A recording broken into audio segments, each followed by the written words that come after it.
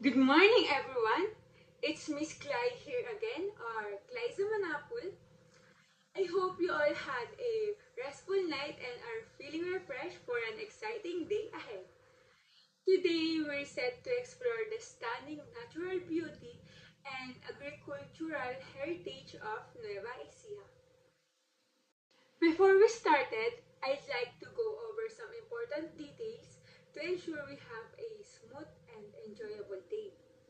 To help us stay organized, I'll be using this green flag as a visual cue. When you see me holding the flag, it means I need your attention or we're transitioning to a new activity. For our reminder and rules, here are a few guidelines to keep in mind. Number one is to stay hydrated. Please drink your water regularly. We will have water available, but you're welcome to bring your own refillable bottles. Number two, comfortable footwear. Since we will be doing some walking, please wear comfortable shoes. And number three, respect local culture. Be mindful of local customs and practices. Always ask for permission before taking photos if necessary. Number four is to stay together.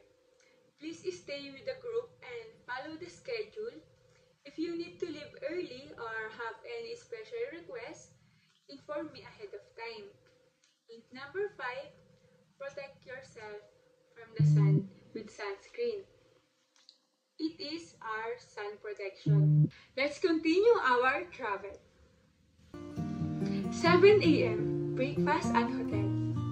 We will begin our day at 7 a.m. right here at the hotel. Our breakfast includes tapsilog, which features beef tapa, eggs, and garlic rice. We also have daing na bangus, or the marinated milkfish, and fresh fruits. For drinks naman, enjoy buko juice, freshly squeezed orange juice, and local coffee. Also, meron din tayong special breads from the Nueva Ecija, such as pandesal and ensaymada. We will also have sagot gulaman and a refreshing local drink. Attention everyone! At 8 a.m., we will visit the farm. We will head to a local farm to experience Nueva Ecija's rich agricultural heritage. As everyone doesn't know, Nueva Ecija is known as the rice granary of the Philippines. Here you will get a closer look at the traditional rice cultivation methods. This will give us a better understanding of how vital agriculture is to the local community. Let us call the attention of everyone. It's 12 noon and we will be having our lunch.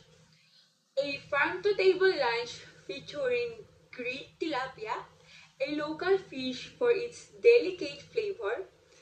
We will also have crispy pata, a deep-fried pork leg, and vegetables dishes like ensaladang pipino or yung cucumber salad and adobong kangkong.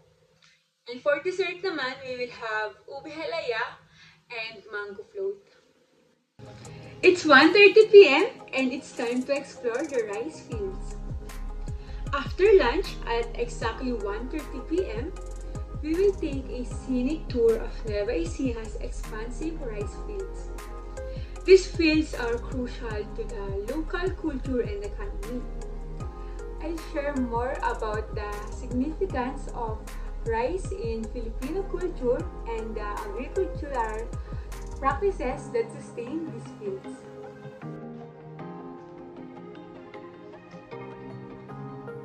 Calling the attention of everyone, it's 4 p.m. We will now visit a local market. Beautiful vegetables.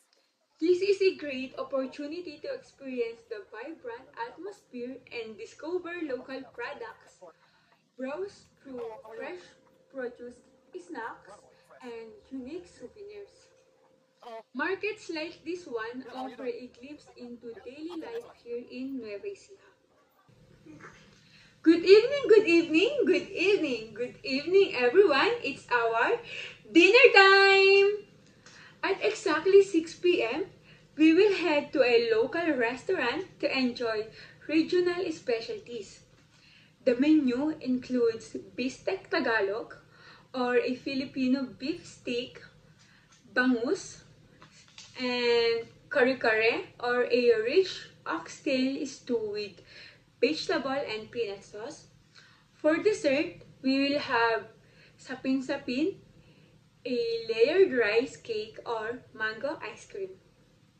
Everyone, may I have your attention please? So perfect talaga. It is 7:30 p.m. and it is our time to return to our hotel. Malapit ka lang dito sa We will Nueva return to Ecija. our hotel Best to place rest talaga to and for prepare staycation. for our next trip And kung tomorrow. babiyahe ka, I want to papunta thank dito, from each of Manila, you for worth choosing it. this adventure Yeah, with me. speaking of safe We will be staycation a wonderful place, group Farm and it's Ridge, been a pleasure napaka-safe sharing these dito. experiences with Then, you. makikita nyo naman, napakalawak As ng we end lugar. our It is day, I safe like to for express social my gratitude distancing for talaga. your participation and good spirits. Rest well and I look forward for our next adventure together. I hope you all enjoy and thank you all for making this trip memorable. Have a great evening and see you tomorrow. Thank you so much. Again, I am your tour guide, Clyza J. Manapul, or you can call me Miss Cly or Clyde. Okay, dito muna tayo sa loob, no? Medyo lumakas yung